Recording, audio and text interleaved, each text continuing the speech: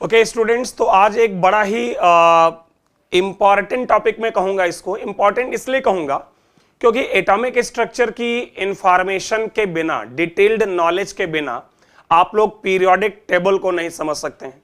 क्योंकि periodic table में जो प्रॉपर्टीज हैं, चाहे वो एटॉमिक साइज की बात हो या आयोनाइजेशन पोटेंशियल या इलेक्ट्रॉन अफिनिटी, इन सबको समझने के लिए हमें बड़ी अच्छी नॉलेज होनी चाहिए। किसकी? एटॉमिक स्ट्रक्चर की, कि एटम कैसा होता है। और जब तक आप इनको नहीं पढ़ोगे आप केमिकल बॉन्डिंग, मॉलिक्यूलर स्ट्रक्चर की बात नहीं कर सकते। तो इन शॉर्ट मैं बस ये कहना चाह रहा हूं कि वैसे तो ये आपका क्लास 11 का चैप्टर है, लेकिन अपने आप में बहुत ही इंपॉर्टेंट और पूरा कहानियों से भरा हुआ। मैं कहानियां इसलिए कह रहा हूं क्योंकि पूरे चैप्टर में आपको यह स्टडी करना है कि एटम का डिस्कवरी कैसे हुआ, एटम का स्ट्रक्चर कैसा होता है, साइंटिस्ट्स ने किस तरह से अलग अलग एक्सपेरिमेंट से इसके बारे में जानने की कोशिश की।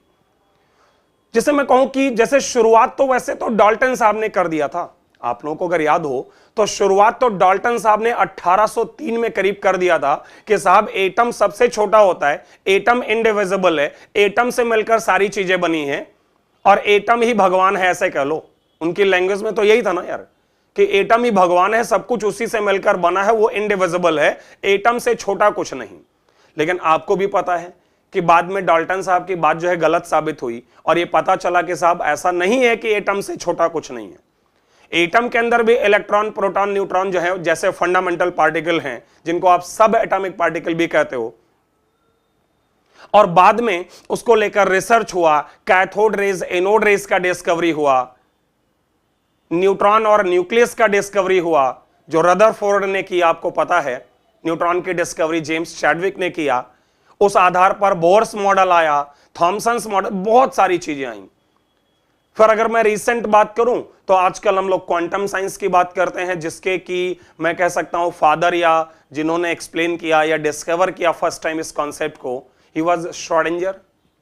श्रोडिंगर साहब ने वेव मैकेनिकल मॉडल, मतलब उन्होंने कहा कि इलेक्ट्रॉन पार्टिकल ना होकर वेव है। जैसे आपके थॉमसन साहब, रदरफोर्ड साहब, बोर्स, नील्स बोर और सोमरफेल्ड, इन सब लोगों का यह मानना था कि इलेक्ट्रॉन पार्टिकल है जो न्यूक्लियस के चारों तरफ चक्कर लगाता है। और श्रोडिंगर साहब का यह मानना था कि इलेक्ट्रॉन वेव है जो न्यूक्लियस के चारों तरफ 3 डायमेंशनल स्पेस में वेव के फॉर्म में प्रोपोगेट करता है। तो मेनली 2 प्रकार की थ्योरीज हैं। साइंटिस्ट तो बहुत सारे हैं जिन्होंने अलग अलग काम किया है। ना तो आपको साइंटिस्ट्स का नाम रटने की जरूरत है, ना आपको क्रोनोलॉजिकल ऑर्डर की जरूरत है कि कौन से ईयर में क्या हुआ। हम ये सब फालतू बातें नहीं करेंगे, हम टू द पॉइंट डिस्कशन करेंगे। नो डाउट शुरुआत के एक दो लेक्चर में इस टॉपिक में थोड़ी कहानियां जरूर हैं, थोड़ी थ्योरी है, लेकिन जैसे हम 1-2 लेक्चर से आगे बढ़ेंगे सब कुछ मैथमेटिकल डिस्कशन शुरू हो जाएगा। बहुत सारे फार्मूले, उनका डेरिवेशन और उनका एप्लीकेशन। तो हम लोग को क्रोनोलॉजिकल ऑर्डर या ये सब चक्कर में नहीं पड़ना है, फालतू में अपने लाइक बर्डन नहीं बढ़ाना अपने दिमाग में कि इन सब चीजों को रटे। हाँ, लेकिन एक बेसिक नॉलेज ले सकते हो कि जितने सारे साइंटिस्ट थे वो 2 प्रकार की थ्योरी पर जोर दे रहे थे। एक आपके थे जो मानते थे कि इलेक्ट्रॉन पार्टिकल है और न्यूक्लियस के चारों तरफ, अगर मैं बात करूं something about outside the nucleus, lecture 1 में अबाउट आउटसाइड द न्यूक्लियस, मतलब में पढ़ेंगे कि न्यूक्लियस के चारों तरफ क्या होता है, इसके चारों तरफ क्या होता है, यहां क्या होता है, इस बारे में चर्चा करेंगे। जबकि एक चैप्टर और आपका है about inside the nucleus, nuclear chemistry नाम का, रेडियो एक्टिविटी, जो आप लोग क्लास 12th में स्टडी करोगे। तो यहां मेनली हम स्टडी करेंगे कि साहब न्यूक्लियस के बाहर जो स्पेस है वहां क्या होता है। तो साइंटिस्ट का पहला थ्योरी था कि इलेक्ट्रॉन जो है in the form of particle revolves around the nucleus in circular orbit. मतलब उन्होंने कहा कि साहब एक नाभिक है, एक छोटा सा टाइनी स्पेस है, छोटा सा मैं इसलिए कह रहा हूं कि आगे चल के मैं आपको बताऊंगा कि रदरफोर्ड साहब ने जब न्यूक्लियस की डिस्कवरी की, न्यूक्लियस की खोज की, और वो भी आपको बताऊंगा कि एक्चुअल में रदरफोर्ड साहब ने, नाम तो रदरफोर्ड साहब का ही है, लेकिन एक्चुअल में उनके 2 असिस्टेंट थे, एक जिनका नाम था गीगर और एक जिनका नाम था मार्सडेन। एक्चुअल में एक्सपेरिमेंट मार्सडेन ने किया था, मदद ली थी आपके गीगर की, और पूरा सुपरविजन जो है वो रदरफोर्ड साहब का था। लेकिन ये कहानी अगली क्लास में समझाऊंगा। बट रदरफोर्ड ने जब नाभिक की खोज की थी ना, तो उनका यह कहना था कि तुम इमेजिन करो कि तुम्हारे पास करीब करीब 5 किलोमीटर रेडियस वाला, मान ले आपके पास एक स्फेरिकल बॉल है और उसके सेंटर में एक छोटा सा मटर का दाना रखा है। तो वो जो मटर का दाना है वो न्यूक्लियस है, और ये पूरा जो बॉल है 5 किलोमीटर रेडियस वाला, वो आपका क्या है? एटम है। इमेजिन भी नहीं कर सकते। इस टॉपिक में ना हमें कुछ ऐसी ही बिल्कुल अलग प्रकार की फैबुलस चीजें मिलने वाली हैं जिनको इमेजिन करना भी मुश्किल है। बट चलिए ठीक है, शुरुआत करते हैं, फिर वन बाय वन आपको कहानी सुनाएंगे कि कैसे डिस्कवरी हुआ। तो मैं ये कह रहा था कि शुरुआती दौर में साइंटिस्ट का यह मानना था कि साहब इलेक्ट्रॉन एक पार्टिकल है जो न्यूक्लियस के चारों तरफ उसकी परिक्रमा करता है, मतलब वो आपका जो न्यूक्लियस है उसके चारों तरफ वो चक्कर लगाता है। इस थ्योरी को हम लोग कहते हैं क्लासिकल व्यू ऑफ एटम। कई लोगों ने समझाया, लेकिन सबसे बढ़िया explanation Bohr's atomic model. The best example is Bohr's atomic model, जिस पर हम डिटेल्ड डिस्कशन आगे की क्लासेस में करेंगे। और दूसरे साइंटिस्ट्स का क्या मानना था कि electron in the form of electron wave exist around the nucleus in 3 dimensional space. मतलब कहना था कि साहब एक जो नाभिक है उसके चारों तरफ का जो 3D स्पेस है, 3 डायमेंशनल स्पेस है, उस 3 डायमेंशनल स्पेस के चारों तरफ न्यूक्लियस जो है वो वेव के फॉर्म में एग्जिस्ट करता है। बहुत क्वेश्चन आता है जेईई एडवांस्ड में, खास करके इसके वेव नेचर को लेकर। तो वेव नेचर वाला जो कॉन्सेप्ट है ये बाद में आया है, और इसको हम मॉडर्न व्यू ऑफ एटम भी कहते हैं। और इसका best example Schrodinger's wave mechanical model. तो इस पूरे टॉपिक में ध्यान रखिएगा, बेसिकली हमारे टॉपिक का जो थीम है वो इन 2 बातों पर ही आधारित है। एक, electron is particle and it revolves around the nucleus in circular orbits. This is classical view of atom, and the best example is Bohr's model. And the other concept which came in around 1925-26, this was given by Schrodinger, that electron is in the form of wave and it exists around the nucleus in 3 dimensional space. This is the modern view, and it laid down the foundation of basically you can say quantum science. बहुत बड़ा discovery था, break through था कह सकते हैं science में, चाहे आप केमिस्ट्री की बात करो या फिजिक्स की। श्रोडिंजर्स कॉन्सेप्ट जो था उसने पूरा आपकी कह लीजिए कि साइंस को देखने का नजरिया ही बदल दिया था। खास करके 1955 में जब उन्होंने आपके श्रोडिंजर साहब ने वेव मैकेनिकल मॉडल पर आधारित श्रोडिंजर्स वेव इक्वेशन दिया, उसके आधार पर क्वांटम नंबर्स आए, कॉन्फ़िगरेशन हमने लिखना शुरू किया, तो आप समझिए कि दुनिया ही बदल गई। बहुत सारी चीजें बदल गई उसके बाद, करीब 1955 या 50 के आसपास। चलिए खैर आगे बढ़ते हैं और शुरुआत करते हैं कि आपका जो टाइमलाइन है एटम की डिस्कवरी का वो क्या है। अगर मैं इंट्रोड्यूस करूं आपको, जैसे सबसे पहले डाल्टन साहब आते हैं 1803 में, वो कहते हैं कि एटम इनडिविजिबल है। फिर बाद में 1833 में, करीब 1833 में आपने नाम सुना होगा माइकल फैराडे। तो फैराडे साहब अपने इलेक्ट्रिसिटी एक्सपेरिमेंट से कहते हैं कि नहीं साहब, एटम इनडिविजिबल नहीं है, एटम के अंदर भी इलेक्ट्रॉन प्रोटॉन न्यूट्रॉन है। एक्चुअली हुआ क्या था ना कि ये 1833, जो मैंने यहां पर एक ईयर लिखा है, बिल्कुल रटने की जरूरत नहीं है, बस आपको थोड़ा सा ठीक लगे इसलिए मैंने बोल दिया। तो 1830-35 के आसपास ना कुछ नई चीजें डिस्कवर हुई थी, उनमें खास करके ट्रांसफार्मर्स, डायनमो, और तब हमने लार्ज स्केल पर इलेक्ट्रिसिटी का प्रोडक्शन शुरू किया था और बहुत सारे हमने उसके एक्सपेरिमेंट शुरू किए थे। उन्हीं में से एक था फैराडेज लॉज ऑफ इलेक्ट्रोलिसिस, कि फैराडे साहब ने इलेक्ट्रोलिसिस से उन्होंने देखा था कि मैटर को किस तरह से एनोड और कैथोड पर वहां पर प्रोड्यूस किया जा सकता है।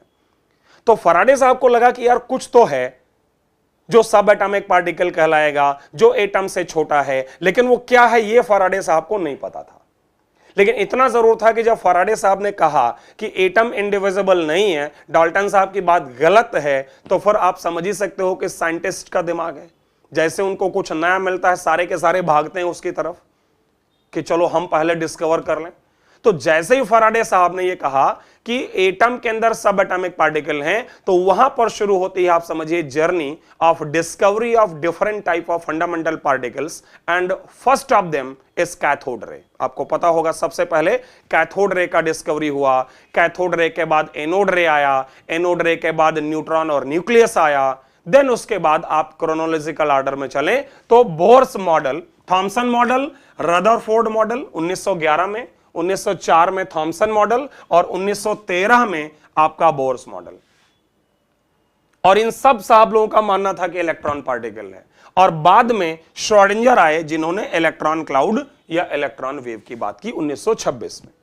तो ये एक टाइमलाइन है, आपको याद रखने या रटने की जरूरत नहीं है, बस आपके नॉलेज पॉइंट ऑफ व्यू से मैंने बता दिया है।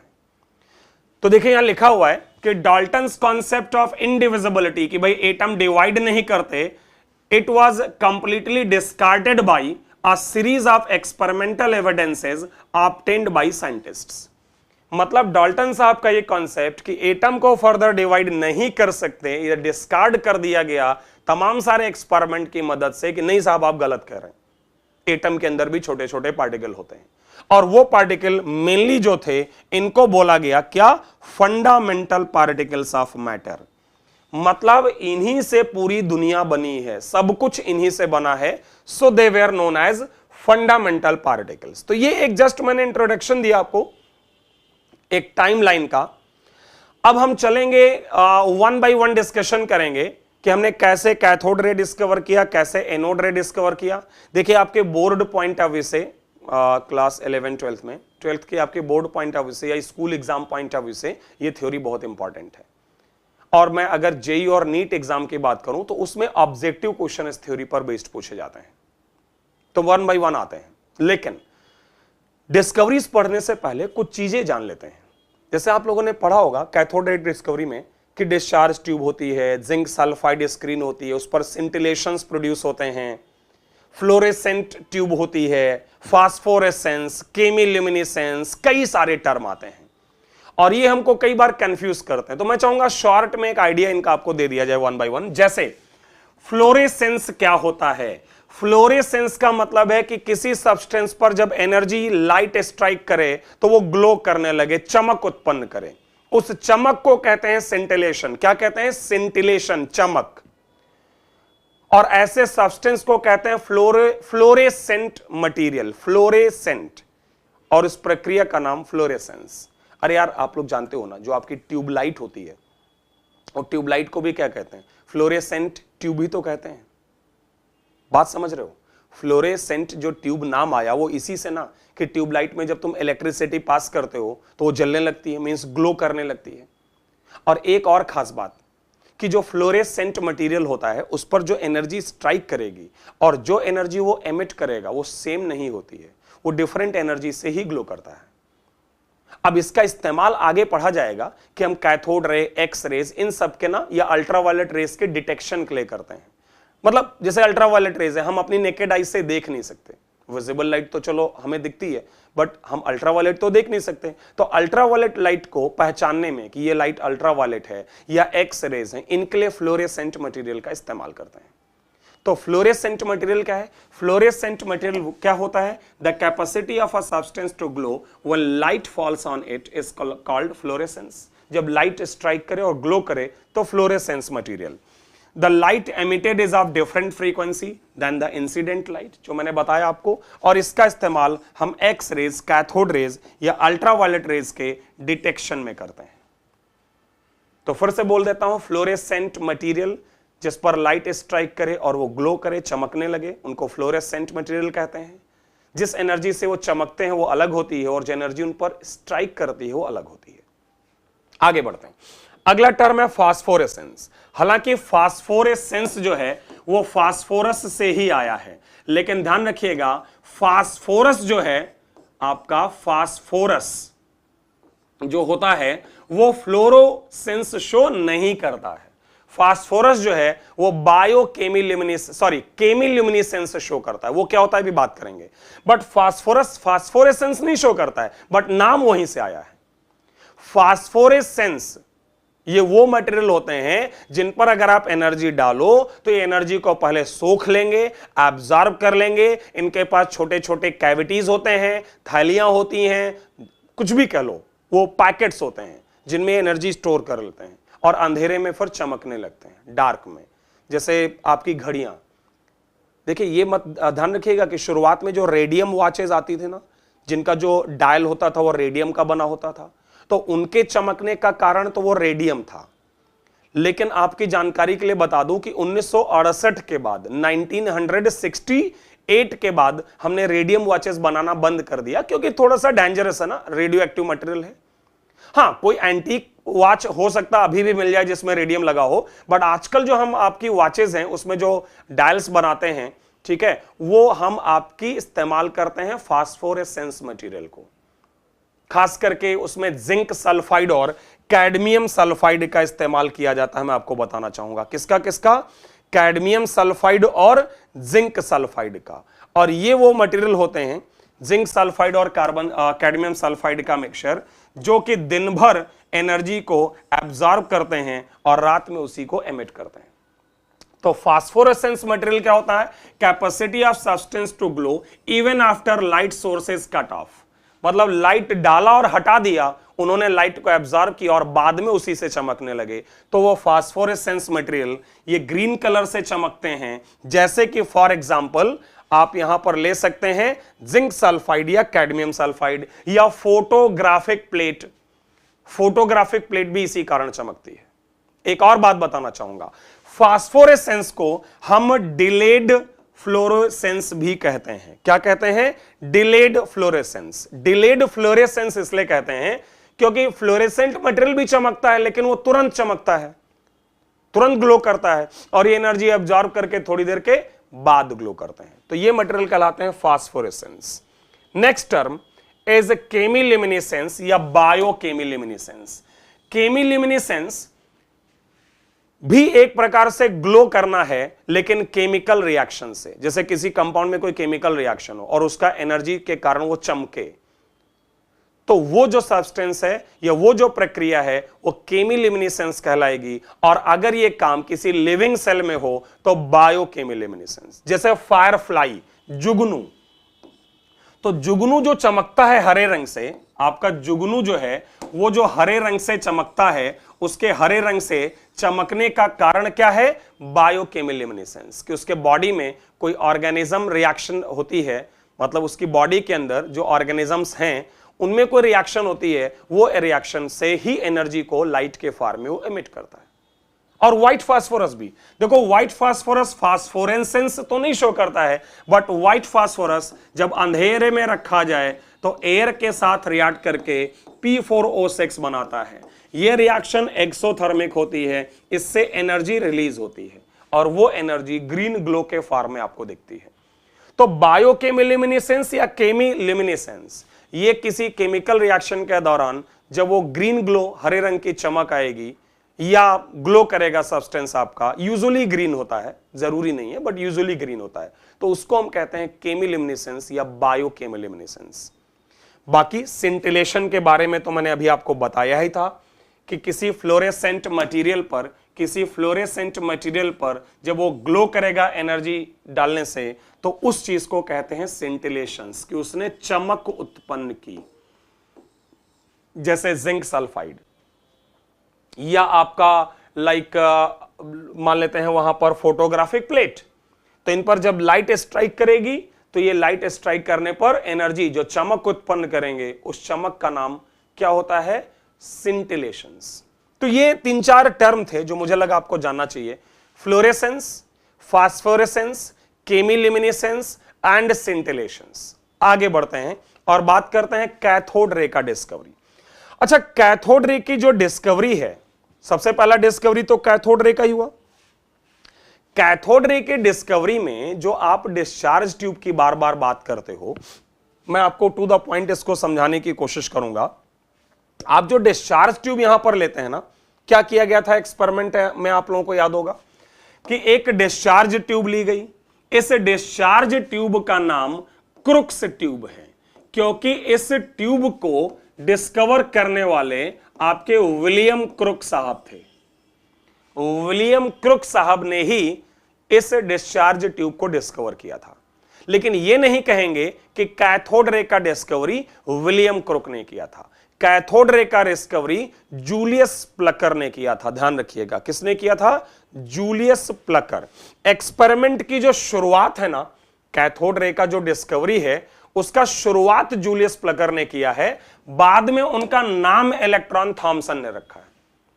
तो कंफ्यूज मत होना। आपसे कोई कहेगा कि डिस्चार्ज ट्यूब किसने डिस्कवर किया, तो विलियम क्रोक्स। हालांकि ये सब क्वेश्चन आपके एग्जाम में नहीं आते हैं। कैथोड रे किसने डिस्कवर किया, तो कहेंगे Julius Plucker. Cathode ray negative होती हैं, इसलिए उनको निगेट्रॉन कहते हैं। ये किसने बताया, तो स्टोने, साइंटिस्ट का नाम स्टोने। और इलेक्ट्रॉन किसने डिस्कवर किया, तो ये साहब आपके कहलाएंगे थॉमसन। मैं फिर बोल दे रहा हूं, discharge tube William Crookes, cathode rays Julius Plucker, negatron मतलब कैथोड रे पर नेगेटिव चार्ज होता है और उसको निगेट्रॉन कहेंगे, ये बात की थी स्टोने ने। और कैथोड रे को ही इलेक्ट्रॉन कहते हैं, ये बात की थी थॉमसन ने। तो मुझे नहीं लगता कोई कंफ्यूजन आपके माइंड में है। अच्छा, एक्सपेरिमेंट क्या था? एक्सपेरिमेंट ये था कि जूलियस प्लकर साहब ने ये एक डिस्चार्ज ट्यूब लिया और बहुत ही लो प्रेशर पर उसके अंदर एयर जो है उसको फिलअप किया। बाकी का सारा एयर वैक्यूम पंप से बाहर निकाल दिया। मतलब ऐसे समझो कि करीब 10 की पावर -3 मिलीमीटर मरकरी प्रेशर उन्होंने रखा। लगभग निर्वात मींस वैक्यूम डेवलप कर दिया। ठीक, इसके बाद उन्होंने हाई वोल्टेज सप्लाई किया, करीब जहां तक हम लोग जानते हैं 10,000 वोल्ट का वोल्टेज सप्लाई किया। कैसे? यहां पर एक नेगेटिव प्लेट लिया, वो नेगेटिव प्लेट आपकी कैथोड हो गई। एक पॉजिटिव प्लेट लिया, वो पॉजिटिव प्लेट एनोड हो गया। तो बैटरी के पॉजिटिव एंड से एनोड को जोड़ा और बैटरी के नेगेटिव एंड से कैथोड को जोड़ा और हाई एनर्जी सप्लाई कर दी। जब उन्होंने हाई एनर्जी सप्लाई की तो उन्हें ना उसके अंदर एक इस टाइप का ग्लो दिखा।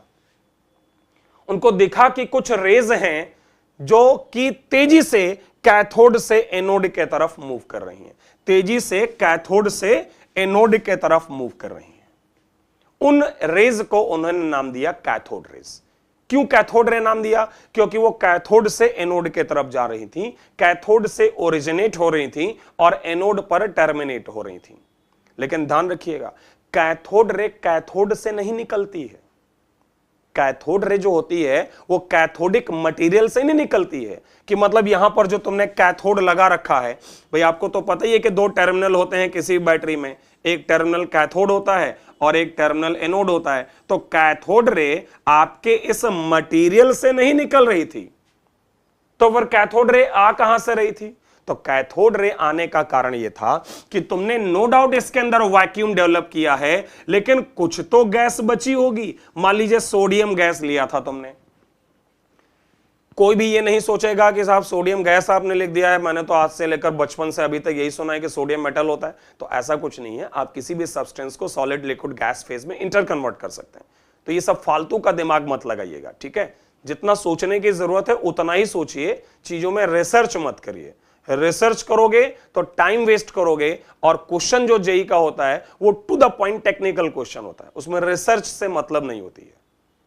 तो बस इतना समझो कि हम उसके अंदर कोई भी गैस भर सकते हैं और किसी भी सब्सटेंस को गैस फेज में ले सकते हैं। तो मैंने सोडियम ले लिया, तो जब तुमने यहां पर इस ये एनर्जी सप्लाई की होगी तो क्या हुआ होगा? सोडियम आयोनाइज हुआ होगा और उसका बाहरी इलेक्ट्रॉन निकल गया होगा।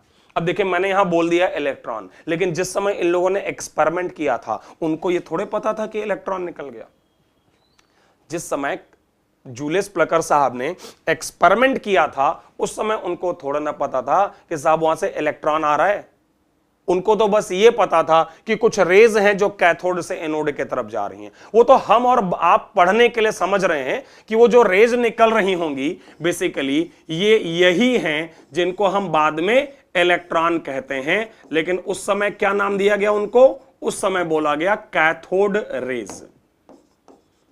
क्या बोला गया? Cathode rays. तो मैं दोबारा क्लियर कर दूं कि जूलियस प्लकर साहब ने इस डिस्चार्ज ट्यूब में पहले तो वैक्यूम क्रिएट किया ऑलमोस्ट, फिर हाई वोल्टेज सप्लाई किया, ऑब्जर्वेशन था कि कुछ रेज हैं जो स्ट्रेट लाइन में कैथोड से एनोड की तरफ जा रही हैं, मतलब वो कैथोड से ओरिजिनेट होती हैं ये कह सकते हैं, लेकिन वो कैथोडिक मटेरियल से बाहर नहीं निकलती हैं।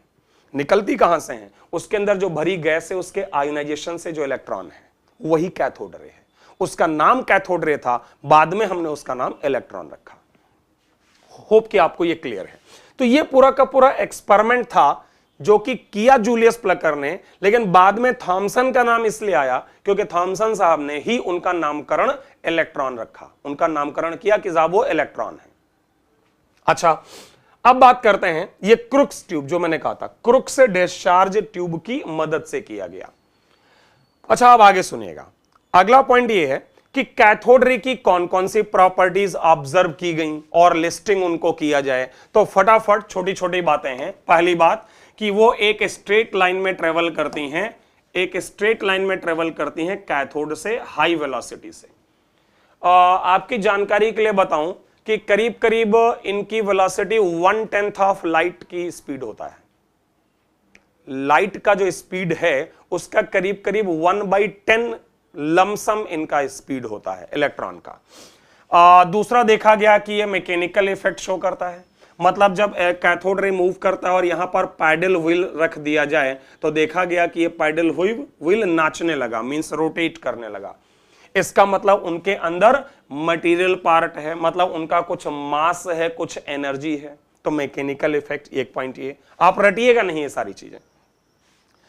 इलेक्ट्रिक और मैग्नेटिक फील्ड में ये रास्ता बदल लेती हैं। रास्ता बदलने का मतलब ऑब्जर्वेशन ये था कि जब हमारा इलेक्ट्रॉन, हमारी जो कैथोड रेज हैं, उनको जब रखा गया वहां पर इलेक्ट्रिक और मैग्नेटिक फील्ड में, तो ये ऑब्जर्वेशन था कि इलेक्ट्रिक और मैग्नेटिक फील्ड में वो अपना रास्ता बदल लेती हैं, मतलब वो डिफ्लेक्ट कर जाती हैं। डिफ्लेक्ट करने का मतलब कि जैसे इलेक्ट्रिक फील्ड में उनका पाथ पैराबोलिक है, मतलब मान लो एक कैथोड रे जा रही है और यहां पर आपने इलेक्ट्रिक फील्ड लगा रखी है, तो जैसे वो इलेक्ट्रिक फील्ड में जाएगा उसका पाथ पैराबोलिक हो जाएगा। उस पैराबोला का ये इक्वेशन लिखा है, लेकिन ये इस इक्वेशन का केमिस्ट्री में कहीं कोई इस्तेमाल नहीं है, मैं क्लियर कर दे रहा हूं। इस इक्वेशन का केमिस्ट्री में हम कहीं इस्तेमाल नहीं करेंगे। बाकी इक्वेशन आपकी इच्छा है, आप याद रख सकते हैं तो याद रखें, और फिजिक्स में आप लोग इसके बारे में डिटेल में पढ़ते भी हैं। मैं आपको बताऊं, फिजिक्स में जब सर आपको सिखाएंगे तो उसमें बहुत सारा डिस्कशन है जब आप वहां इलेक्ट्रोमैग्नेटिक प्रॉपर्टीज या इलेक्ट्रोमैग्नेटिक इंडक्शन की बात करते हैं। खैर, बट इक्वेशन आपकी इच्छा है। यहां पर स्मॉल ई इलेक्ट्रॉन का चार्ज है, capital E electric field, M electron का मास, वी इलेक्ट्रॉन की वेलोसिटी, और यही सारा कहानी लिखा है। ई चार्ज है, capital E intensity of electric field, M mass of electron, V distance between two parallel electrical plates जिनके के बीच इलेक्ट्रॉन मूव कर रहा है, ओके। और y और x तो आप समझ ही रहे हैं कि आपके जो कोऑर्डिनेट्स हैं x और y डायरेक्शन में। यहां पर जो ये v है वो v ना होकर d है, जिसका यहां कोई रोल नहीं है, और जो v है वो बेसिकली वेलोसिटी ऑफ इलेक्ट्रॉन है। क्या है? Velocity of electron. ये आप करेक्शन कर लीजिएगा। खैर, ये इलेक्ट्रिक फील्ड का इक्वेशन है, और मैग्नेटिक फील्ड में वो सर्कुलर पाथ में मूव करती हैं। तो जहां तक मैं समझता हूं कि आप लोग बस इतना ध्यान रखो कि वो इलेक्ट्रिक और मैग्नेटिक फील्ड में, अगर यहां मैग्नेटिक फील्ड ये लगा हुआ है तो मैग्नेटिक फील्ड में सर्कुलर पाथ में मूव करती हैं। तो बस आप इतना ध्यान रखो, वो सफिशिएंट है। इक्वेशंस की एज सच जरूरत नहीं पड़ेगी। ये सर्किल का रेडियस है, जिस रेडियस में से वो मूव करेंगे सर्कुलर पाथ में। अगला पॉइंट, नेक्स्ट प्रॉपर्टी है कैथोड रे का कि they produce a green glow when strike to glass wall beyond the anode. मतलब जो तुमने डिस्चार्ज ट्यूब लिया था, जब कैथोड रे इस पर आके स्ट्राइक करती है तो हरे रंग की चमक उत्पन्न होती है। और ये हरे रंग की चमक उत्पन्न होने का कारण क्या है? क्योंकि आपका जो ग्लास वॉल है उस पर अगर हमने जिंक सल्फाइड लगा दिया, क्या लगा दिया? Zinc sulphide. तो आपको पता है कि उस वजह से वो चमक उत्पन्न होती है, क्योंकि ZnS जो मटेरियल है वो सिंटिलेशंस प्रोड्यूस करेगा। नेक्स्ट, देखिए यही लिखा हुआ है, strike zinc sulphide screen. Photographic plate भी जो है उनको स्ट्राइक करेंगी तो उन पर भी सिंटिलेशंस प्रोड्यूस होगा। उनकी पेनिट्रेशन पावर अच्छी है, तो किसी थिन मेटल फॉयल से, मतलब 3-4 माइक्रोन वाली, आप इमेजिन भी नहीं कर सकते, उतना पतली एक मेटालिक फॉयल लिया जाए तो उसको पेनिट्रेट कर सकती हैं, तो स्ट्रेट लाइन में मूव करती हैं। पैडल व्हील को मूव करा सकती हैं, तो उनमें मटेरियल पार्ट है और एनर्जी है। इसके बाद हमने कहा है कि आपकी इनकी जो स्पीड है वो स्पीड ऑफ लाइट का करीब करीब 1/10 है। फिर हमने कहा है कि इलेक्ट्रिक और मैग्नेटिक फील्ड में डिफ्लेक्ट होती हैं। जिंक सल्फाइड स्क्रीन और फोटोग्राफिक प्लेट पर स्ट्राइक करेंगी तो सिंटिलेशंस उत्पन्न करेंगी, चमक उत्पन्न करेंगी। इनके ऊपर नेगेटिव चार्ज होता है जो कि स्टोनी ने डिस्कवर किया था, इस नाम पर इनको नेगेट्रॉन भी कहते हैं, और बाद में इनका नाम इलेक्ट्रॉन रखा गया जो जे थॉमसन ने किया। तो जे थॉमसन को क्रेडिट दिया जाता है ये डिस्कवरी ऑफ इलेक्ट्रॉन के लिए, और जे थॉमसन साहब ने ही इलेक्ट्रॉन के चार्ज बाई मास का रेशियो भी कैलकुलेट किया था अपने एक्सपेरिमेंट से। मतलब उन्होंने कहा था कि इलेक्ट्रॉन का जो चार्ज बाई मास का रेशियो है वो इतना होता है, कितना, 1.76 इंटू 10⁻11 कूलाम्ब पर किलोग्राम, और अगर ग्राम में लिखें तो 1.76 इंटू 10⁸ कूलाम्ब पर ग्राम। आपकी जानकारी के लिए ये बताना चाहूंगा मैं कि चार्ज बाई मास का जो रेशियो होता है उसको स्पेसिफिक चार्ज भी कहते हैं, और ध्यान से, और इलेक्ट्रॉन का जो स्पेसिफिक चार्ज है, इलेक्ट्रॉन का जो स्पेसिफिक चार्ज है वो सारे पार्टिकल्स से ज्यादा होता है। चाहे आप वहां प्रोटॉन की बात करो, एनोड रेस की बात करो, अल्फा बीटा गामा पार्टिकल की बात करो, या किसी की भी बात करो, मतलब कैथोड रे का या इलेक्ट्रॉन का चार्ज बाई मास का रेशियो या स्पेसिफिक चार्ज हाईएस्ट होता है, ध्यान रखिएगा। और एक चीज और लिखी है कि बड़ी इंपॉर्टेंट, कि it does not depend on the nature of gas in test tube. मतलब कैथोड रे पर चार्ज बाई मास क्या होगा ये टेस्ट ट्यूब के अंदर भरी गैस पर डिपेंड नहीं करता है। मैं समझाने की कोशिश करता हूं। ये बताओ, अगर तुमने जो डिस्चार्ज ट्यूब ले रखा है, लेट से हमारा जो डिस्चार्ज ट्यूब है, ठीक है, इसमें सोडियम गैस भरी है, तो ये बताओ जब ये बाहर निकलेगा और आएगा Na++ कैथोड रे, और अगर तुमने डिस्चार्ज ट्यूब में मान लो वहां पर पोटेशियम गैस फिलअप कर रखी है, तो जब ये डिस्चार्ज ट्यूब में आयोनाइज होगा तो ये आएगा कैथोड रे। मैं आप लोगों से ये जानना चाहता हूं कि यहां का कैथोड रे और यहां के कैथोड रे का जो चार्ज बाई मास का रेशियो है, क्या मैं बोल सकता हूं कि वो बराबर होगा या हमेशा कांस्टेंट होगा? क्यों?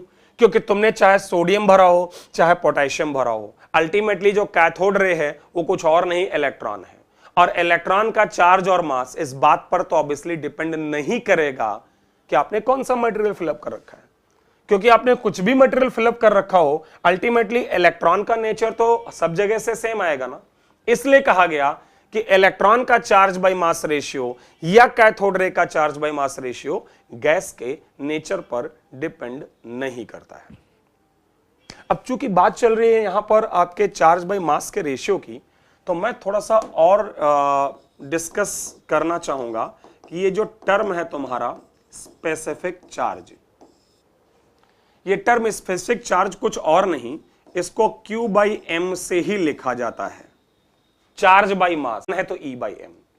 तो लेट्स से अगर आपसे क्वेश्चन कर दिया जाए, एक क्वेश्चन कर दिया जाए कि कंपेयर E/m ऑफ फॉलोइंग, मतलब 2-3 सब्सटेंस ले लिए जाएं और आपसे कहा जाए, जैसे मान लीजिए ले लिया गया Na+, दूसरा सब्सटेंस ले लिया गया मान लो He+2, तीसरा मान लो ले लिया जाए H+, और आपसे कहा जाए इनका चार्ज बाई मास का रेशियो कंपेयर करो, तो आप लोग थोड़ा सा वीडियो को पॉज करके खुद से एक बार कैलकुलेट करें और उसके बाद सॉल्यूशन देखें। जब आप चार्ज बाई मास के रेशियो की बात करोगे तो सोडियम पर चार्ज कितना है, तो गलती से +1 मत लिख लीजिएगा। +1 उसका ऑक्सीडेशन स्टेट है, चार्ज नहीं। भाई +1 का मतलब ये थोड़े यार कि उसका चार्ज +1 है, +1 तो उसकी ऑक्सीडेशन स्टेट है। चार्ज तो एक्चुअल में 1.6 इंटू 10⁻⁻19 कूलाम्ब है ना। भाई एक पॉजिटिव चार्ज है तो एक पॉजिटिव चार्ज मतलब एक इलेक्ट्रॉन का चार्ज, और वो 1.6 into 10⁻⁻19 coulomb divided by mass. Sodium का एटॉमिक मास होता है 23, लेकिन मैं लिखूंगा 23 divided by Avogadro number. Question arise होता है 23 बाय अवोगाड्रो नंबर। मैंने क्यों लिखा? क्योंकि तुम्हें सोडियम के एक एटम का मास चाहिए। कितना चाहिए? सोडियम के एक एटम का मास, और 23 उसके एक मोल एटम का मास होता है। तो एक अकेले सोडियम का मास निकालने के लिए आपको उसके एटॉमिक मास को अवोगाड्रो नंबर से ऑब्वियसली डिवाइड करना पड़ेगा। आप चाहें तो इसको कैलकुलेट करें, या आप चाहें तो शॉर्ट में क्या लिख सकते हैं, ऊपर चार्ज कितना है, इलेक्ट्रॉन का चार्ज। जैसे अगर कंपेयर करना है तो क्यों कैलकुलेशन करोगे? कंपेयर करना है ना तो कैलकुलेशन क्यों करेंगे? इसको इस फॉर्मेट में लिख लेते हैं। चार्ज है इलेक्ट्रॉन का, नीचे आएगा 23 और ऊपर चला जाएगा अवोगाड्रो नंबर। अब यहां आ जाते हैं, चार्ज आएगा 2e, भाई 2 इलेक्ट्रॉन का चार्ज, क्योंकि +2 है, और चार्ज तो प्लस हो चाहे माइनस हो तो इलेक्ट्रॉनिक चार्ज के बराबर होता है ना। तो 2 times e, atomic mass 4 by Avogadro number. इसको सॉल्व करो तो सॉल्व करने पर आता है e into Na divided by 2, and in case of proton this comes out to be E divided by 1 by Na, that is E into Na। और अब इनको कंपेयर कर लीजिए आसानी से। शायद सबसे ज्यादा H प्लस का है, फिर He +2 का है, और उसके बाद Na प्लस का है। और अगर इनमें से कहीं एक जगह इलेक्ट्रॉन रखा होता तो मैं उसको सबसे आगे रख देता, क्योंकि एक फैक्ट है जो हम याद रखेंगे कि कैथोड रे का चार्ज बाई मास रेशियो सबसे ज्यादा होता है। आगे बढ़े, ओके चलिए आगे बढ़ते हैं। तो फिर से एक बार बता दूं, चार्ज बाई मास का रेशियो इलेक्ट्रॉन का निकल चुका है।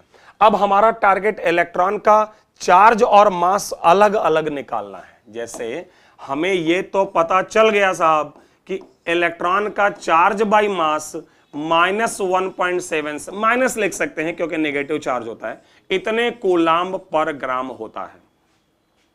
तो अब क्वेश्चन ये राइज होता है कि फिर चार्ज कितना है और मास कितना है।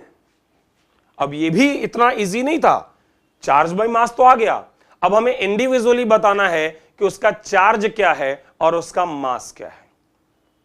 सो होप कि आप लोगों ने एक एक्सपेरिमेंट का नाम सुना होगा, मिलिकन ऑयल ड्रॉप एक्सपेरिमेंट।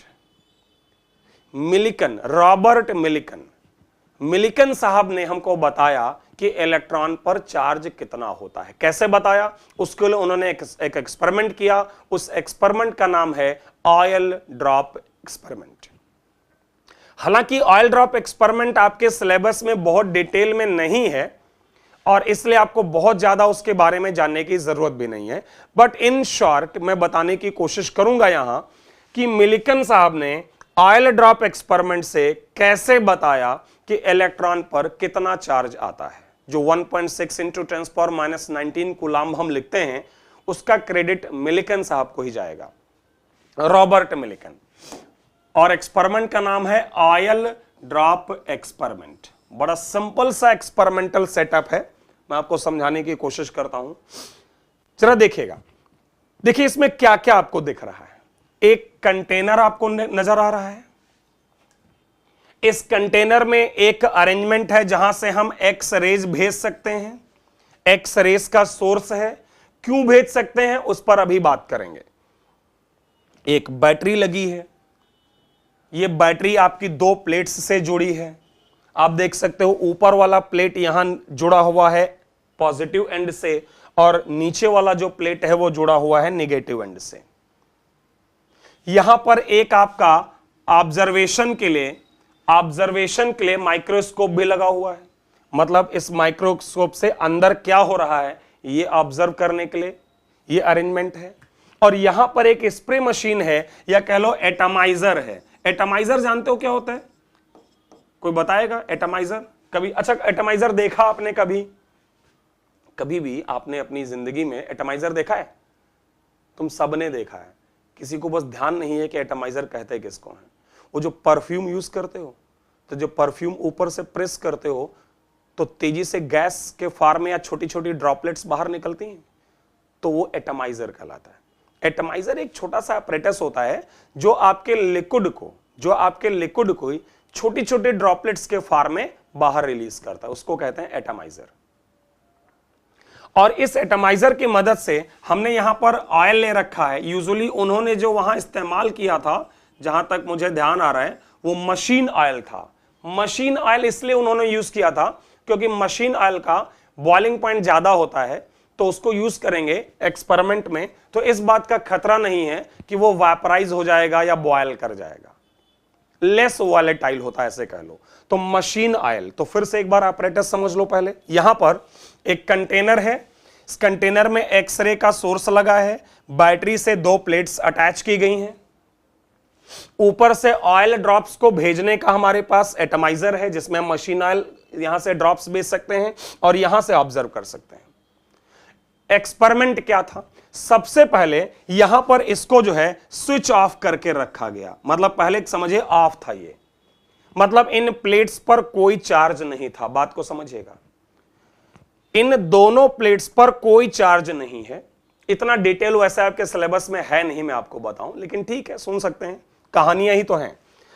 इसको पहले हमने स्विच ऑफ रखा बैटरी को, इन प्लेट्स पर कोई चार्ज नहीं है, और यहां से मैंने ऑयल ड्रॉप्स भेजी और ये परफोरेटेड हैं प्लेट्स, मतलब इनमें होल्स हैं, तो ये ऑयल ड्रॉप्स नीचे की तरफ आएंगी। लेकिन एक समय के बाद इनका जो वेलोसिटी है वो कांस्टेंट हो जाएगा, लेट्स से v1।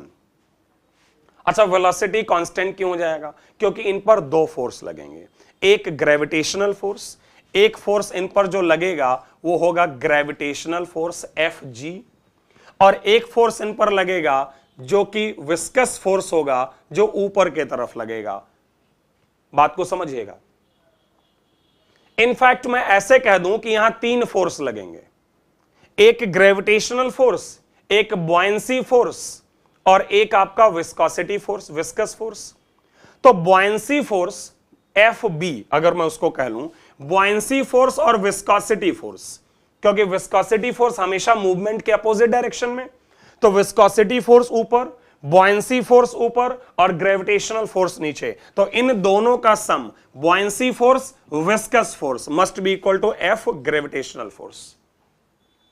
और इसको अगर मैं फार्मूला यहां सेट कर दूं सबका, जो कि मैं अभी नहीं करूंगा क्योंकि उतना भी डिटेल हमें नहीं चाहिए, और मैं लिखूंगा तो फिर आप लोग रटोगे उसको, और मैं नहीं चाहता आप उसको रटें, कोई जरूरत नहीं है। लेकिन यह है कि इसकी मदद से तुम ऑयल ड्रॉप का रेडियस निकाल लोगे। ध्यान रखना, इस एक्सपेरिमेंट के दौरान बैटरी को मैंने स्विच ऑफ मोड में रखा है, मतलब इन प्लेट्स पर अभी कोई चार्ज नहीं है। अच्छा, अब आगे सुनिए। अभी यहां पर बैटरी तुम्हारी कौन से कंडीशन में थी? अभी आपकी बैटरी स्विच ऑफ कंडीशन में थी। अब मैं बैटरी को स्विच ऑन कंडीशन में लाने वाला हूं। तो जब स्विच ऑफ थी तो इनका एक पर्टिकुलर ड्रिफ्ट वेलोसिटी था, मतलब एक पर्टिकुलर कांस्टेंट, भाई ऊपर भी फोर्स नीचे भी फोर्स, तो एक समय के बाद वेलोसिटी कांस्टेंट हो गई। फोर्सेस को इक्वलाइज किया, रेडियस मिला। जब तुमने बैटरी ऑन कर दी, समझो जरा, और नीचे वाला एंड आपका नेगेटिव है, यहां पर नेगेटिव चार्जेस हैं, और ऊपर वाला एंड जो है वो पॉजिटिव है। अब क्या होगा? अब इन, और ध्यान रखना, और इसके साथ साथ मैंने एक्स रेज भी भेजी। इससे क्या होगा कि इसमें जो एयर भरी है वो आयोनाइज होगी और उन पर चार्ज आ जाएगा। बात को समझना, मैंने बैटरी को स्विच ऑन किया, एक्स रेज भेजी, अंदर जो एयर भरी है उन एयर्स को एक्स रेज ने क्या किया? आयोनाइज किया, उससे इलेक्ट्रॉन रिलीज हुए। अब जो ऑयल ड्रॉपलेट्स आएंगी वो होंगी चार्ज्ड ऑयल ड्रॉपलेट्स, क्योंकि अब उन ऑयल ड्रॉप्स पर इलेक्ट्रॉन भी आ गया साथ में। बात को समझिए। तो अब आपके पास जो ऑयल ड्रॉप्स हैं वो चार्ज्ड हैं। वो चार्ज कहां से आया? एयर को जो हमने एक्स रेज से आयोनाइज किया। मतलब अब जो ड्रॉप नीचे आएगी उस पर नेगेटिव चार्ज भी है। हां, किस ऑयल ड्रॉप पर कितना नेगेटिव चार्ज है यह कहना मुश्किल होगा, क्योंकि हर एक ऑयल ड्रॉप पर कितने इलेक्ट्रॉन एसोसिएटेड हैं ये नहीं बता सकते, बट चार्ज्ड है ये जरूर है। तो अब यहां पर जो फोर्सेस लगेंगे उसमें आपका इलेक्ट्रिकल फोर्स भी आ जाएगा, ग्रेविटेशनल भी आ जाएगा। अच्छा, ग्रेविटेशनल नीचे लगेगा, इलेक्ट्रिकल ऊपर, क्योंकि रिपल्शन होगा। भाई इलेक्ट्रॉन पर नेगेटिव चार्ज और नीचे वाली प्लेट भी नेगेटिव है, तो इलेक्ट्रिकल चार्ज ऊपर लगेगा। और इनको भी जब इक्वलाइज करेंगे इन फोर्सेस को, तो हमें क्या मिलेगा? ऑयल ड्रॉप्स का चार्ज मिलेगा। रेडियस निकाल चुके हैं, तो इनके एक्सप्रेशन में जब अब यहां जो एक्सप्रेशन लिखे जाएंगे इलेक्ट्रिकल फोर्सेस के, स्टोक्स लॉ का जो एक्सप्रेशन है, तो उससे हमें क्या मिल जाएगा? इलेक्ट्रॉन का चार्ज। इससे ज्यादा नहीं सोचना। अब जरा ऑब्जर्वेशन सुनना। ऑयल ड्रॉप एक्सपेरिमेंट का ऑब्जर्वेशन क्या था? ऑब्जर्वेशन यह था कि उन्होंने पाया कि आपकी जो ऑयल ड्रॉप्स हैं उनके अलग अलग एक्सपेरिमेंट में हमें जो चार्ज मिला, जैसे किसी एक्सपेरिमेंट में हमें जो चार्ज मिला वो -3.2 इंटू 10⁻⁻⁻19 कूलम्ब मिला। किसी दूसरे एक्सपेरिमेंट में -1.6 इंटू 10⁻⁻19 कूलम्ब मिला। तीसरे एक्सपेरिमेंट में -4.8 इंटू 10⁻⁻19 कूलम्ब मिला। चौथे एक्सपेरिमेंट में 6.4 इंटू 10⁻⁻19 कूलम्ब मिला। अलग अलग एक्सपेरिमेंट में उन्हें अलग अलग चार्ज मिला। हमारे मतलब की चीज ये है, वो एक्सपेरिमेंट नहीं। इस आधार पर उनको यह समझ आया कि यार ये अलग अलग चार्ज अगर मिल रहा है अलग अलग ऑयल ड्रॉपलेट्स पर, तो ये कैसे संभव है?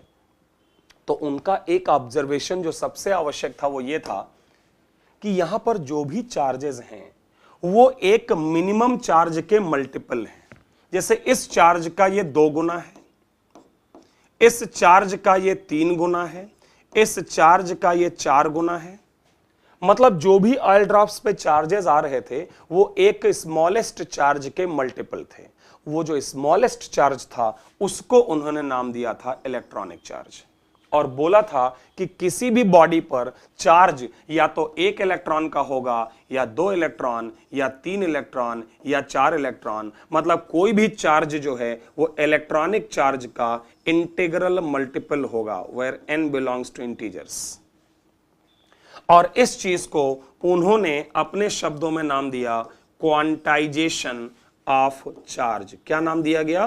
Quantization of charge. मैं दोबारा समझाने की कोशिश करूंगा। उनका ये ऑब्जर्वेशन था कि जो चार्जेस ऑयल ड्रॉप पर आ रहे थे वो किसी एक मिनिमम चार्ज के मल्टीपल थे।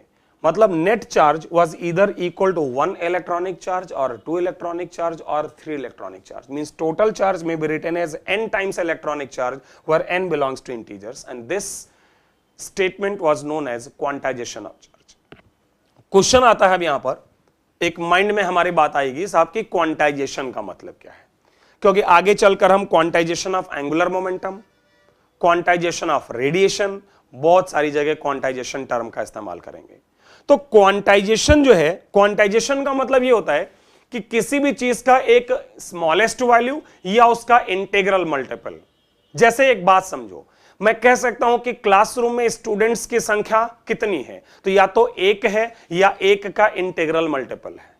भाई क्लास में या तो 1 स्टूडेंट होगा या 2 होंगे या 3 होंगे या 100 होंगे, जितने भी होंगे वो स्मॉलेस्ट नंबर 1 का इंटीग्रल मल्टीपल होगा। तो कहेंगे स्टूडेंट्स की संख्या क्वांटाइज्ड है।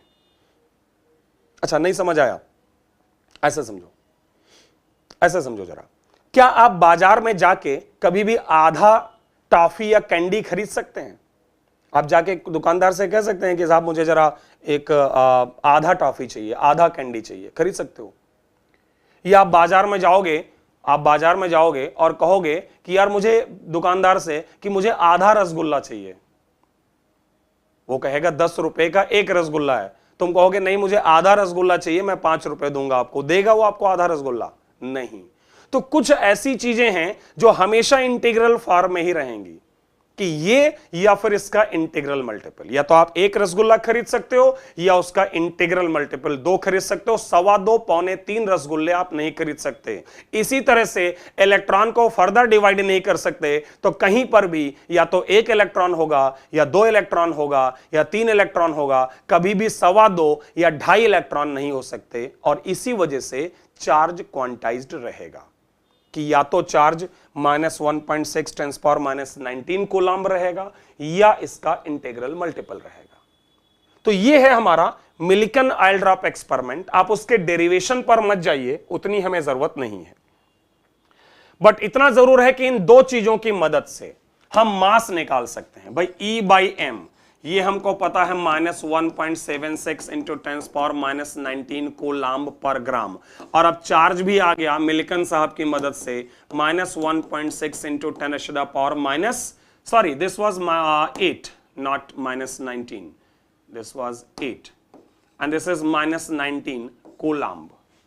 और अब इन दोनों की मदद से हम इसका मास निकाल सकते हैं। कैसे? दोनों को डिवाइड कर दीजिए, इन दोनों को अगर हम जस्ट डिवीजन कर दें तो हमें इसका मास मिल जाएगा। कैसे मिल जाएगा?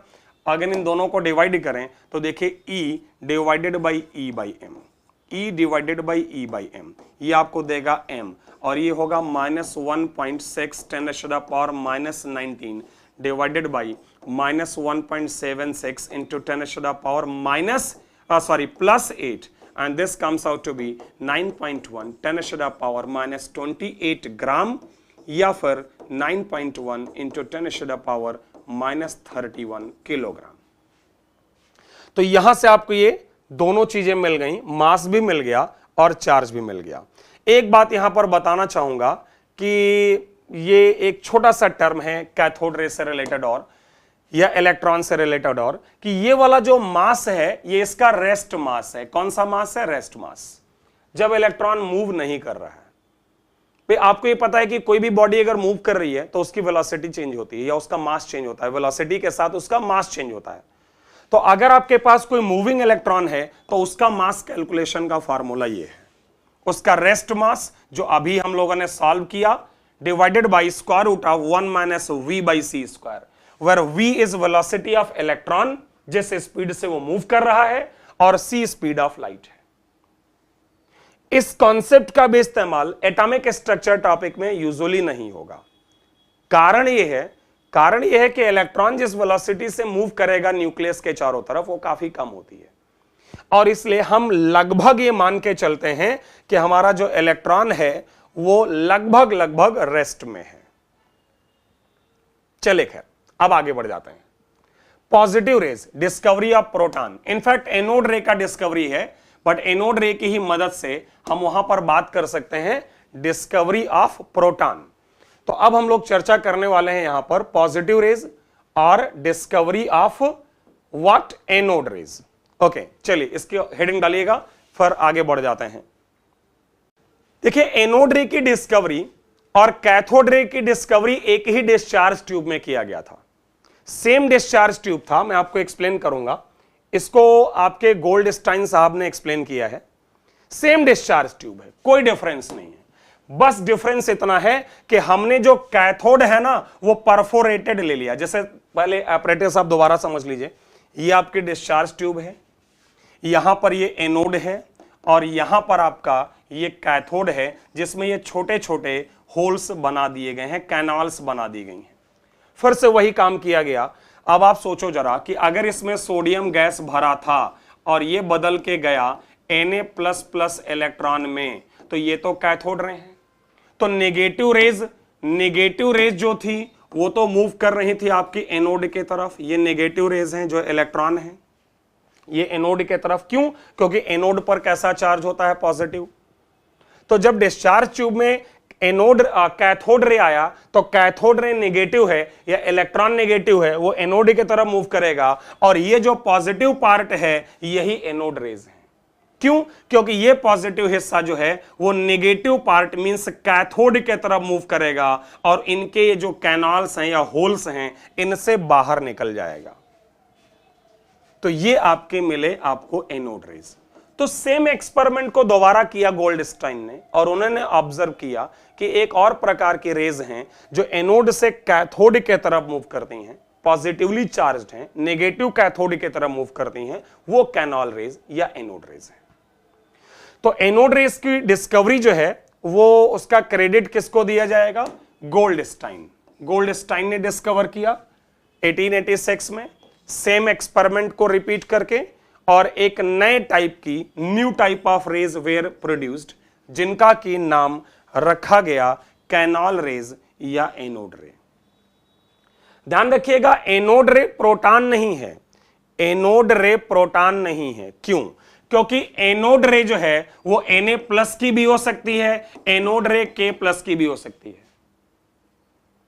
अच्छा, कोई मुझे बताएगा कि मैं कौन सी गैस डिस्चार्ज ट्यूब में ले लूं कि एनोड रे को ही प्रोटॉन कह दिया जाए? सोच के बताओ जरा कि मैं डिस्चार्ज ट्यूब में कौन सी गैस फिलअप करूं कि जो एनोड रे वहां प्रोड्यूस हो उसको मैं प्रोटॉन कह सकूं। लगाओ दिमाग। तो अगर आपका दिमाग सही लग रहा होगा, जो मुझे लगता है शायद आप लोगों ने सोच भी लिया है, तो वो है हाइड्रोजन। अगर वहां H भरा जाए, अगर डिस्चार्ज ट्यूब में H गैस भरी जाए, तो वहां पर जो आपकी पॉजिटिव रे या एनोड रे आएगी उसी को कहते हैं प्रोटॉन। तो एनोड रे प्रोटॉन नहीं होते हैं, लेकिन प्रोटॉन भी एक प्रकार का एनोड रे है, ये कह सकते हैं। सो एनोड रे के बारे में, इनका E/M रेशियो जो है वो स्मॉल है दान इलेक्ट्रॉन, वो तो अभी बात हुई थी कि इलेक्ट्रॉन का सबसे ज्यादा। दूसरा, इनका E/M डिपेंड करता है नेचर ऑफ गैस पर। यस, बिल्कुल। एनोड रे का E/M गैस के साथ बदलेगा, लेकिन प्रोटॉन का नहीं, क्योंकि प्रोटॉन तो फिक्स है कि H+ है। तो ध्यान रहे, एनोड रे का E/M गैस के नेचर पर डिपेंड करेगा, बट प्रोटॉन का डिपेंड नहीं करेगा, वो तो कांस्टेंट रहेगा। बाकी की प्रॉपर्टीज लगभग वैसे ही हैं, चाहे वो आपके फिजिकल और केमिकल चेंजेस को लेकर हो, आयोनाइजेशन ऑफ गैसेस को लेकर हो, वो लगभग प्रॉपर्टीज वही हैं। आपकी जानकारी के लिए मैं बताना चाहूंगा कि आपका जो कैथोड रे और एनोड रे का डिस्कवरी जब हुआ, तो उसके तुरंत बाद वहां पर थॉमसन्स एटॉमिक मॉडल आया। आपकी जानकारी के लिए बताऊं कि सीक्वेंस में कैथोड रे पहले डिस्कवर हुआ, फिर एनोड रे डिस्कवर हुआ, और जल्दबाजी में थॉमसन साहब ने बता दिया कि एटम दिखने में कैसा होता है, बिना इंतजार किए कि यार न्यूट्रॉन भी होता है और न्यूक्लियस भी होता है। लेकिन चूंकि उस समय इन चीजों का डिस्कवरी हुआ नहीं था, तो थॉमसन साहब ने जल्दबाजी में क्रेडिट लेने के लिए कह दिया कि साहब मुझे पता है कि एटम दिखने में कैसा होता है, और सिर्फ दो चीजों के आधार पर। किसका? प्रोटॉन और इलेक्ट्रॉन। मतलब उनके हिसाब से एटम में दो ही चीजें होती हैं, कौन सी? प्रोटॉन और इलेक्ट्रॉन। और इसीलिए उनका मॉडल गलत था, क्योंकि न्यूट्रॉन की बात नहीं हुई तो फिर एटॉमिक मास कैसे डिफाइन होगा? क्योंकि किसी भी एटम का एटॉमिक मास डिफाइन करने के लिए उसमें प्रोटॉन और न्यूट्रॉन दोनों का होना आवश्यक है। और इसीलिए थॉमसन साहब का जो मॉडल है वो गलत था। लेकिन था क्या, ये आपको पता भी है वैसे, क्योंकि लोअर क्लासेस में 9 और 10 में आपको पढ़ाया गया है, बट मैं अपनी तरफ से बता देता हूं। थॉमसन साहब ने कहा कि इलेक्ट्रॉन और प्रोटॉन डिस्कवर हो चुका है, और मैं अब आपको समझाऊंगा। ये थॉमसन साहब का कहना था कि भाई एटम कैसा होता है। उन्होंने कहा कि एटम स्फेरिकल होता है, वाटरमेलन की तरह, तरबूज की तरह, प्लम पडिंग मॉडल, आपने नाम सुना होगा, प्लम पडिंग मॉडल, कि एटम जो है वो एक तरबूज की तरह है, पॉजिटिवली चार्ज्ड है, मतलब उसका जो पूरा स्फेरिकल शेप है वो प्रोटॉन से बना है, पॉजिटिव चार्ज से, और इलेक्ट्रॉन उसी के अंदर धसे हुए हैं, एम्बेडेड हैं, उसी में समाये हुए हैं। देखो जरा उनका क्या कहना था। उनका कहना था कि an atom in is electrically neutral. Yes, क्योंकि इलेक्ट्रॉन की संख्या प्रोटॉन की संख्या बराबर है और दोनों पर चार्ज इक्वल तो होता ही है, तो इलेक्ट्रिकली न्यूट्रल तो होगा। यह बात तो सेटिस्फाइड भी होती, अभी भी सेटिस्फाइड है। दूसरा उन्होंने कहा कि it contains positive charges due to presence of proton as well as negative charges due to presence of electrons. Hence, J.J. Thomson assumed that an atom is a uniform sphere of positive charge and electrons are embedded in it. Embedded term का मतलब होता है धसा हुआ। Embedded का मतलब क्या होता है? धसा हुआ। तो उनका कहना था कि साहब जैसे ये तरबूज जो होता है हमारा वाटरमेलन, इसमें जो ये आपको ब्लैक कलर के सीड्स नजर आ रहे हैं, जो आपको ये बीज नजर आ रहे हैं ब्लैक कलर के, ये बीज हमारे जो हैं ये इलेक्ट्रॉन हैं जो धसे हुए हैं किसमें? बाकी के हिस्से में, और जो बाकी का रेड व्हाइट ग्रीन जो भी पूरा हिस्सा है वो तुम्हारा बना है पॉजिटिव चार्ज मतलब प्रोटॉन से। तो इसको वाटरमेलन कॉन्सेप्ट या ऐसे देख सकते हो कि पॉजिटिव चार्ज का ऑरेंज कलर का मैंने दिखा रखा है। अब ऐसा नहीं कि ऑरेंज कलर का एटम होता है, ऐसा मत सोचना, आपको समझाने के लिए जस्ट मैंने ऑरेंज कलर यूज कर लिया है। तो ऑरेंज कलर का एक स्फीयर है और इसी में नेगेटिव चार्ज मींस इलेक्ट्रॉन जो है वो धसे हुए हैं। तो थॉमसन साहब ने पहली बार प्रयास किया यह समझाने के लिए कि साहब हमारा एटम होता कैसे है, लेकिन आप भी जानते हो कि यह सक्सेसफुल अटेम्प्ट नहीं था, तमाम सारी कमियां थीं। तो वो सारी कमियों को दूर करने के लिए हमें कुछ और पार्टिकल का डिस्कवरी का इंतजार रहेगा। जब तक वो पार्टिकल डिस्कवर नहीं होते हैं आप इस चीज को पूरी तरह से एक्सप्लेन नहीं कर पाओगे। तो हम आगे जब बढ़ेंगे अगले वीडियो में और अगले लेक्चर में, तो हम लोग वहां पर बातचीत करेंगे कि किस प्रकार से जेम्स चैडविक साहब ने न्यूट्रॉन की डिस्कवरी की 1932 में, और उसके बाद न्यूक्लियस का भी डिस्कवरी हुआ रदरफोर्ड साहब के तरफ से। रदरफोर्ड, गीगर और मार्सडन के तरफ से न्यूक्लियस डिस्कवर हुआ, न्यूट्रॉन आया जेम्स चैडविक के तरफ से। और ये सब क्यों हो पाया ये भी बताऊंगा अगले लेक्चर में, कि उसी दौरान एक और साहब हैं जिनका नाम सुना होगा तुमने, हेनरी बेकुरेल। क्योंकि ये उसी समय की बात है जब हेनरी बेकुरेल को एक बड़ी चीज हाथ लगी थी। मैं ये बात इसलिए कर रहा हूं यार, बड़ी चीज हाथ लगी थी क्योंकि एक्चुअल में जो उन्होंने डिस्कवरी सोची थी उससे ज्यादा कुछ मिल गया था। मतलब ऐसे समझो कि मतलब उनकी डिस्कवरी के लिए कह सकते हैं कि खोदा पहाड़ निकली चूहिया वाली कहानी नहीं है, उनके लिए उल्टा है कि खोजने गए थे चूहिया और मिल गया पहाड़। मतलब कुछ और रिसर्च वो कर रहे थे और उनके हाथ लग गया था रेडियो एक्टिविटी का कॉन्सेप्ट। और रेडियो एक्टिविटी के आधार पर जब उन्होंने अल्फा बीटा गामा पार्टिकल के बारे में समझाया तो उसी की मदद से फिर वहां डिस्कवरी हुआ किसका, न्यूक्लियस का, अल्फा पार्टिकल स्कैटरिंग एक्सपेरिमेंट। लेकिन ये सारी कहानी लेकर मैं आऊंगा अगले लेक्चर में। तब तक आप लोग इसको लिख लें और अच्छे से नोट्स बना लें। फिर नेक्स्ट टाइम मिलते हैं। Thank you.